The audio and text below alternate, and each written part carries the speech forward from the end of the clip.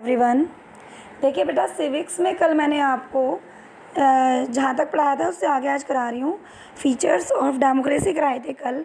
मैं आपको ज़्यादा लंबे वीडियो नहीं भेजूँगी क्योंकि बच्चे बोर हो जाते हैं, तो एक एक टॉपिक भेजूँगी। तो अब देखिएगा, मैं आज आपको कराने जा रही हूँ major decisions by elected leaders, यानी कि जो चुने हुए नेता थे उनका मेन फैसला, मेन डिसीज़न। ठीक है, देखिए बेटा, पाकिस्तान में जिस टाइम की बात है 1999 की, पाकिस्तान में जनरल परवेज़ मुशर्रफ थे। ये सेना के हेड थे, आर्मी के हेड।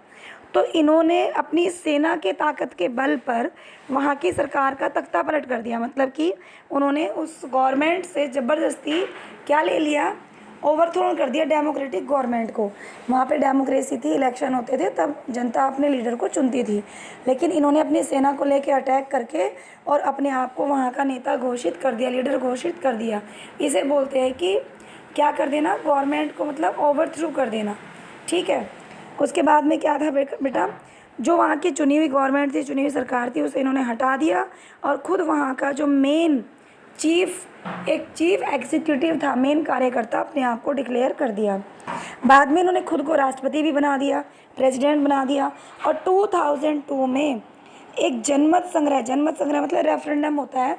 रेफरेंडम का मीन्स होता है कि सभी लोगों की मिलीजुली डिसीज़न, लोगों की सहमति से इन्होंने अपना जो कार्यकाल है, अपना जो टाइम पीरियड था, जैसे कि राष्ट्रपति का टाइम पीरियड 5 साल होता है, तो 5 साल के लिए बढ़ा लिया। मतलब पहले वहाँ के चीफ मिनिस्टर बने, हेड बने, फिर अपने आप को वहाँ का प्रेसिडेंट घोषित करके, डिक्लेयर करके, और 5 साल के लिए और अपना टाइम पीरियड बढ़ा लिया। जो पाकिस्तान की मीडिया थी, वहाँ के जो रिपोर्टर्स वगैरह थे, वो इन लोगों के ह्यूमन ऑर्गेनाइजेशन और जो डेमोक्रेसी के लिए काम करते थे, जो डेमोक्रेसी है उनके लिए काम करने वाले जितने भी लोग थे, उन्होंने ये आरोप लगाया था बेटा कि ये जो रेफरेंडम है ये एक धोखा है। मतलब कि मीडिया ने भी और जितने भी ह्यूमन ऑर्गेनाइजेशन थी, उन ह्यूमन ऑर्गेनाइजेशन ने भी ये ब्लेम किया था कि जो जनरल परवेज़ मुशर्रफ ने प्रेसिडेंट के इलेक्शन करवा के अपने आप को 5 साल के लिए प्रेसिडेंट घोषित कर दिया और कहा कि भाई मैं तो लोगों की मर्ज़ी से राष्ट्रपति बनाऊँ, ये गलत है, धोखा है, ये रेफरेंडम सही नहीं है। रेफरेंडम मतलब लोगों का मत, लोगों की वोट। तो उन्होंने कहा ये सही नहीं है। तो बेटा क्या हुआ, 2002 में इन लोगों ने ब्लेम किया कि बड़े लेवल पर गड़बड़ी की गई है। और अगस्त 2002 में उन्होंने एक लीगल फ्रेमवर्क ऑर्डर के ज़रिए इन्होंने क्या किया कि पाकिस्तान के कॉन्स्टिट्यूशन को बदल डाला।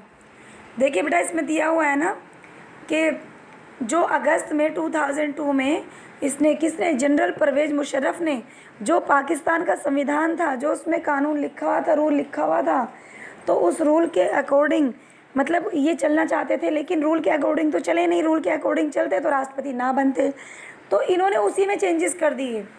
उसमें चेंजेस करने के बाद इन्होंने एक ऑर्डर पास किया। और उस ऑर्डर में क्या लिखा, उस ऑर्डर के अकॉर्डिंग ये था कि राष्ट्रपति जो प्रेसिडेंट है वो देश की सिक्योरिटी को लेकर, राष्ट्र की, नेशन की सिक्योरिटी को लेकर, यानी कि जो इसमें दिया है ना बेटा, आप देखिएगा, according to this order the president can dismiss the national and provincial assemblies, the work of the civilian cabinet is supervised by a national security council which is dominated by military officers। तो क्या कहना चाहते थे ये, इन्होंने कहा कि इस ऑर्डर के अनुसार जो राष्ट्रपति है वो राष्ट्र की और वहाँ के एरिया की जो असेंबली है उन्हें भंग कर सकता है, उन्हें डिसमिस कर सकता है। मतलब जो असेंबली बनी हुई है, ऐसा नहीं है कि राष्ट्रपति उन्हें हटा नहीं सकता। तो उसमें इसने कानून जोड़ दिया, एक लीगल ऑर्डर पास किया संविधान में जोड़ने के लिए, और कहा कि राष्ट्रपति कोई भी असेंबली को भंग कर सकता है। और जो वहाँ की मंत्रिपरिषद है, मंत्रिपरिषद यानी कि जो काउंसिल ऑफ मिनिस्टर है, वहाँ की कैबिनेट है, तो मंत्रिपरिषद के कामकाज के ऊपर जो एक राष्ट्रीय सुरक्षा होती है, वो परिषद की निगरानी रहती है, जिसके अंदर क्या होता है, ज़्यादातर क्या इनके आर्मी ऑफिसर्स होते हैं। मतलब कि जो मंत्रिपरिषद है, जो इनके मंत्रियों की कैबिनेट है, वो जो भी काम करेगी उस कैबिनेट के ऊपर, यानी कि वो कैबिनेट इस नेशनल सिक्योरिटी की निगरानी में रहेगी। जो राष्ट्रपति ने इस देश की सुरक्षा के लिए अलग से एक सिक्योरिटी बनाई है, अलग से एक परिषद बनाई है। तो इन्होंने कहा कि जो भी यहाँ के मिनिस्टर, जो पहले से मिनिस्टर थे, जो भी काम करेंगे उनका कामकाज हमारी निगरानी में रहेगा। और इस नेशनल सिक्योरिटी जिसकी निगरानी में वो काउंसिल रहने वाली थी, इसके अंदर ज़्यादातर लोग फौजी थे, आर्मी के मेंबर थे। और फौज किसके अंडर में थी? परवेज़ मुशर्रफ के। इसका मतलब सीधे सीधे ना होकर इनडायरेक्टली क्या हुआ? इनडायरेक्टली परवेज़ मुशर्रफ का ही हर चीज़ के ऊपर कंट्रोल हो गया। उसके बाद में जो नेशनल असेंबली है उनके लिए इलेक्शन कराए गए। जो मतलब वहाँ की असेंबली थी हर एरिया की, जो भी पाकिस्तान के अंदर अलग अलग एरिया है उसके अंदर असेंबली बनी हुई थी, तो इलेक्शन करवाए। इस तरह से पाकिस्तान के अंदर चुनाव तो हुए। चुने हुए जितने भी चुने हुए लीडर्स थे उनके जो लोगों ने चुने, कुछ को अधिकार भी दिए गए जो चुन गए थे, लेकिन सबसे ज़्यादा जो पावर थी वो जनरल मुशर्रफ के पास थी। सेना के जो ऑफिसर थे उनके पास थी। एक तो मुशर्रफ के पास और एक मुशर्रफ के जो मंत्री थे, मिनिस्टर थे, उनके पास थी। बाकी जो रीजनल लीडर बने थे उनके पास इतनी पावर नहीं थी। तो इससे क्या क्लियर होता है कि जो जनरल परवेज़ मुशर्रफ थे, इन्होंने पाकिस्तान के ऊपर मतलब जो भी डेमोक्रेसी कारण थे, डेमोक्रेसी थी, लोकतंत्र था, इन्होंने वो लोकतंत्र हटा दिया।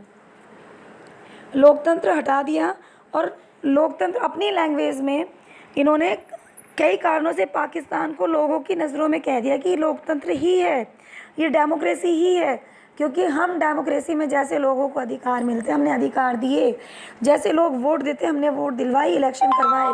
लेकिन वो किस चीज़ का अधिकार है कि जो लोग इलेक्शन जीत के नेता बने उनके पास सारे राइट ना हो के सेना के ऑफिसर्स के पास सारे राइट हैं। तो इनडायरेक्टली इन्होंने अपना कब्ज़ा कर लिया था। तो इससे हम कह सकते हैं बेटा कि पाकिस्तान के लोगों ने अपने लीडर को चुना, अपने नेताओं को चुना, लेकिन हम ये नहीं कह सकते कि जो लोग हैं नेशनल और एरिया की असेंबली के लिए उन्होंने अपने लीडर्स को चुना होगा। क्योंकि उन्होंने चुना तो है लेकिन कोई फ़ायदा नहीं है चुनने का, क्योंकि रियल जो लीडर हैं वो चुने हुए लोग तो है ही नहीं। जो रियल में जो इनके रिप्रेजेंटेटिव हैं वो काम नहीं करेंगे, उनके पास पावर नहीं है। तो रियल पावर किसके पास है? परवेज़ मुशर्रफ के हाथों में।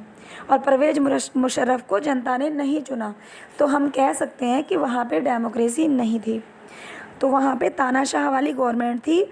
और ऐसा जो परवेज़ मुशर्रफ ने नियम लागू किए थे, ऐसा एक मोनार्की गवर्नमेंट में ही होता है, ऑटोक्रेटिक जो गवर्नमेंट है वहीं पर होता है। तो एक लोगों को फॉर्मेलिटी दिखाने के लिए इन्होंने संसद तो बनाई, सरकार तो बनाई लोगों को दिखाने के लिए चुनाव करवा के, लेकिन असली जो सत्ता थी, असली पावर थी लोगों के हाथों में थी, जिन्हें जनता ने तो चुना ही नहीं है। तो इससे जो पहले चैप्टर था जो कट हो चुका है, उसमें हमने पोलैंड की कम्युनिस्ट एडमिनिस्ट्रेशन के बारे में पढ़ा था। ठीक है, आगे देखिए। जो एडमिनिस्ट्रेशन था उसके बारे में हमने पढ़ा था, कहाँ का? पोलैंड का। तो बेटा इसमें क्या इन्होंने कहा है कि जो पोलैंड का कम्युनिस्ट एडमिनिस्ट्रेशन था उसके टाइम में सोवियत संघ किसे बोलते हैं? यूएसएसआर, रशिया को बोलते हैं। तो उसके टाइम में और उसके टाइम के जो इराक हैं, इराक में अमेरिका की इम्पोर्टेंस के बारे में हमने पढ़ा था कि भाई जो पोलैंड का शासन चल रहा था जो कम्युनिस्ट पार्टी का, तो उसी टाइम पर इराक के अंदर अमेरिका का कंट्रोल था। तो उसके बारे में हमने पढ़ा। तो ऐसे मामले में जो पावर होती है वो किसके हाथों में होती है? वो होती है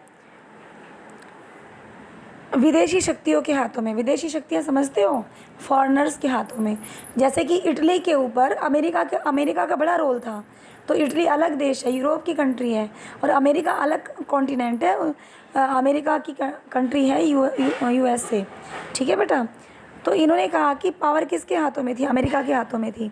तो ऐसे इसमें लोगों का शासन तो कह ही नहीं सकते हम। लोगों का शासन कहाँ से हुआ? शासन तो उन लोगों का हुआ जिनकी पावर है। तो यहाँ पर डेमोक्रेटिक जो एडमिनिस्ट्रेशन है बेटा, उसकी जो फीचर्स हैं सबसे पहले हमें उनको समझना ज़रूरी है। हम किसे कहेंगे?